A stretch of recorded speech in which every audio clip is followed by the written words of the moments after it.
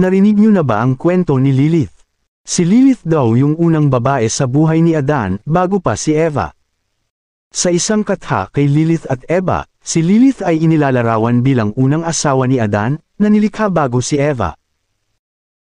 Sinasabing siya ay ginawa mula sa parehong lupa tulad ni Adan, at hiniling ang pagkakapantay-pantay, hindi pagpapailalim sa mga utos ni Adan, kaya tumanggi si Lilith na magpapailalim at maging sunod-sunuran kay Adan.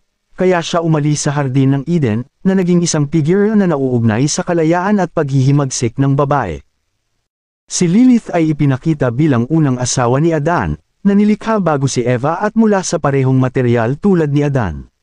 Si Lilith ay naging isang figure na nauugnay sa kalayaan ng kababaihan, paghihimagsik, at naging ang demonyo sa mga huling alamat. Kwento ni Eva, si Eva ay nilikha mula sa tadyang ni Adan, na kumakatawan sa isang mas mapagbigay na papel. Si Eva ay inilalarawan bilang mas masunurin kay Adan. Ngunit bumagsak si Eva, ang unang babae na sumuko sa tukso ng pagkakasala, na humahantong sa pagbagsak ng sangkatauhan.